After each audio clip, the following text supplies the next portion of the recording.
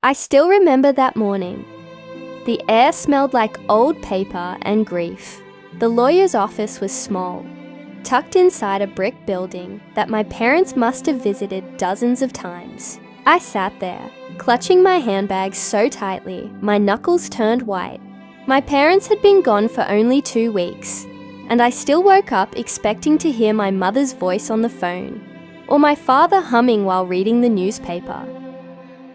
That day was supposed to bring closure. I thought maybe, just maybe, hearing the will would remind me that even though they were gone, they still cared. My brother Daniel sat across from me, always well-dressed, always confident, the golden child. He was the one everyone in town admired.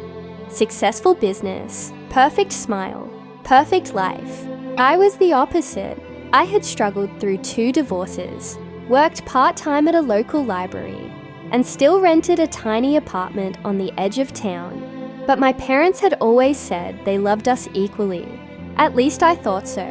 The lawyer, a balding man named Mr. Fletcher, adjusted his glasses and cleared his throat. We're here today to discuss the last will and testament of Mr. and Mrs. Green, he said, flipping open a thick folder. They were kind people, and I'm honored to have served them. I smiled faintly, tears stinging my eyes. Then he began to read. His words were calm, measured, but each one hit me like a punch. To our beloved son, Daniel Green, we leave the family home, all savings and investments, and any remaining personal property. My heart stopped. He paused, turned a page, then continued. To our daughter, Lily Green. Finally, my breath caught. Maybe they'd left me something meaningful, something small, but heartfelt. We leave our love and our blessings. That was it. No money, no home, no keepsake, just words. For a moment, I thought I'd misheard. I stared at Mr. Fletcher, my mouth dry. Excuse me, did you say just love and blessings? He looked uncomfortable, glancing between me and Daniel. Yes, Ms. Green, and there's a personal letter they wanted you to have. Daniel leaned back in his chair, arms crossed, that smug grin spreading across his face. Well, he said, looks like Mom and Dad finally saw things clearly. I felt heat rush up my neck. What's that supposed to mean? Oh, come on, Lily. You've always been a mess. They probably didn't trust you not to waste their money. Mr. Fletcher coughed softly. Perhaps this isn't the right time. But it was too late. I stood up, glaring at my brother. You think you deserved everything because you wear a nice suit, because you call them once a week, while I was the one changing their bandages, cooking their meals. You did it for attention, he interrupted. And now you've got it. The room spun. I grabbed the envelope the lawyer handed me and stormed out. Outside, the sky had turned grey. The rain was falling harder now, cold and relentless. Just like Daniel's voice echoing in my head, I sat in my car for a long time before I finally tore open the envelope. Inside was a single piece of paper. My mother's handwriting filled the page, soft and shaky, just as I remembered. My dear Lily, it began. If you're reading this, please know this wasn't an easy choice. We love you, but sometimes love means protecting someone from something they cannot see.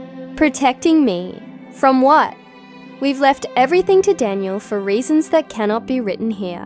But if you look closely, you'll find the truth. We trust that you'll understand when the time is right. I stared at the paper. My hands were trembling. What truth? What were they hiding from me? When I turned the page over, something strange caught my eye. A faint watermark shaped like a small rose, with a broken stem. My breath hitched. That symbol, I'd seen it before. My mother used to draw it in her journals, right next to her most private entries, the ones she never let anyone read. I felt a chill crawl up my spine. Suddenly, I wasn't just heartbroken anymore.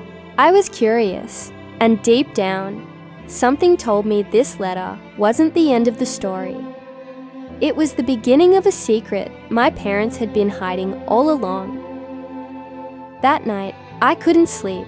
The sound of the rain kept me awake, and the letter lay open on my bedside table, that strange rose staring back at me under the lamplight. At 2 a.m., I finally got up.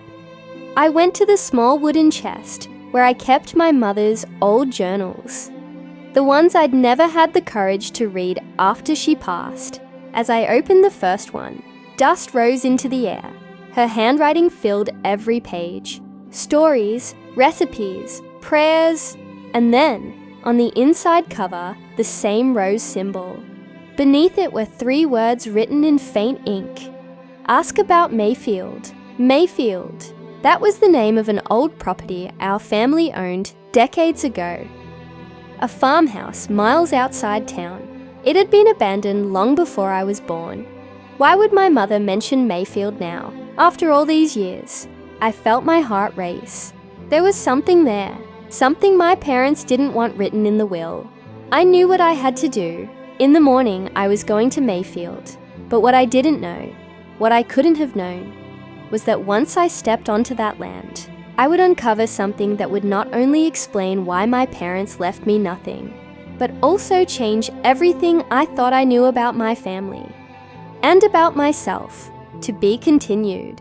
If you want to hear what happened next, don't forget to subscribe and turn on notifications. Turn on notifications.